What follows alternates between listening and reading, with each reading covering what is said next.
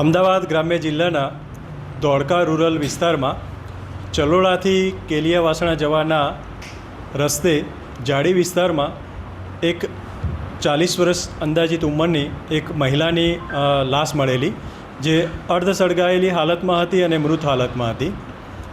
આ અંગેની સંપૂર્ણ બનાવની વિગત જોતાં આ બનાવ મહિલા જે મરણ જનાર જે છે તે રીનાબેન ઝાલા પ્રાથમિક શિક્ષક તરીકે નોકરી કરતા હતા અને તારીખ 2ના રોજ બદરખા ગામેથી વસ્તી ગણતરીના કામે ચલોડા ગામ તરફ પોતાના પતિ બળદેવભાઈ ઝાલા સાથે જેઓ તેમને મદદ કરતા હતા અને બળદેવભાઈ ઝાલા પોતે પણ એચટેટ તરીકે મુખ્ય શિક્ષક તરીકે ફરજ બજાવે છે.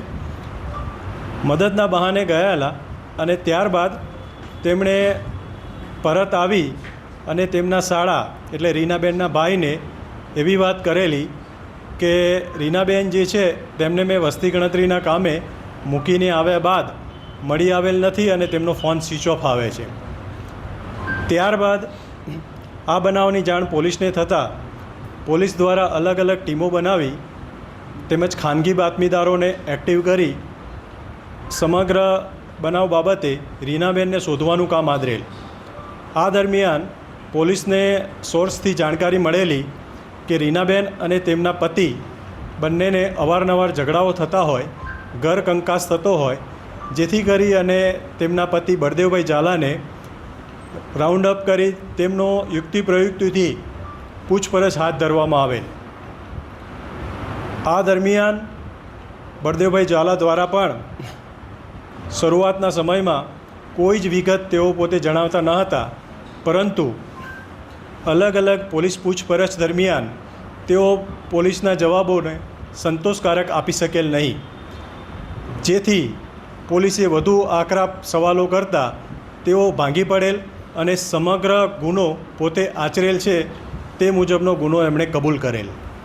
તેમણે જણાવેલ કે રીનાબેન અને પોતે એક્ટિવા ઉપર બેસી વસ્તી ગણતરીના કામે નીકળેલ, પરંતુ રસ્તામાં જ બંને વચ્ચે ઉગ્ર બોલાચાલી થઈ જતાં તેમણે રીનાબેનને રસ્તામાં જાડી ઝાંખરીવાળી જગ્યાએ ઉતારી તેમને પથ્થરથી ઘા કરી તેમનું મરણ નિપજાવેલ. ત્યારબાદ આરોપી બળદેવભાઈ ઝાલાએ કે જે રીનાબેનના પતિ થાય છે તેમણે એક્ટિવામાંથી પેટ્રોલ કાઢેલું.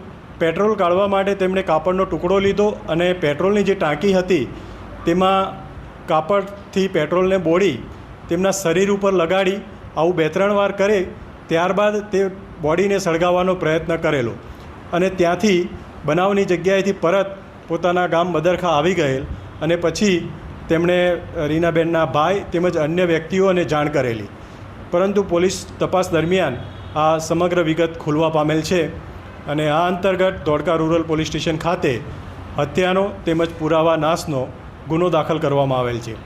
વધુ તપાસ હાલ ચાલુમાં છે. આરોપી બળદેવભાઈ ઝાલાને અટક કરી અને આગળના પંચનામા તેમજ આગળની તપાસ હાલ ચાલુમાં છે.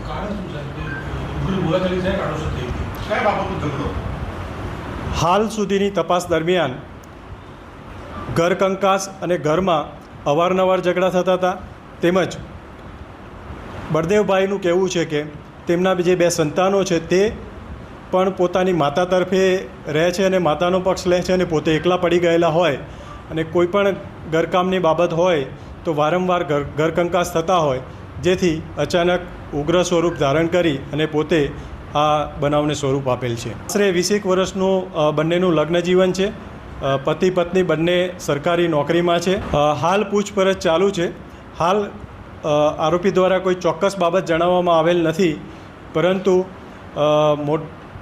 જે રીનાબેન છે તેમના ભાઈ તેમજ તેમના પિયર પક્ષના લોકોના કહેવા મુજબ ઘરમાં કોઈપણ પ્રકારના નિર્ણયો લેવાના થાય ત્યારે બંને વચ્ચે રકઝક થતી હતી અને વારંવાર તેઓ બળદેવભાઈ આ રીનાબેનને મારી નાખવાની ધમકી આપતા હતા.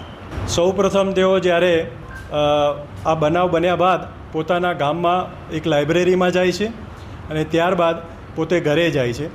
ઘરે ગયા બાદ તેઓ રીનાબેનના જે ભાઈ છે તેમને જાણ કરે છે અને તેમને એવું જણાવે છે કે હું રીનાને જે તે જગ્યાએ વસ્તી ગણતરીની કામગીરી માટે છોડીને આવેલ છું, પરંતુ હવે ફોન લગાવું છું તો એનો ફોન સ્વિચ ઓફ આવેલ છે અને તે હજુ સુધી ઘરે પહોંચેલ નથી.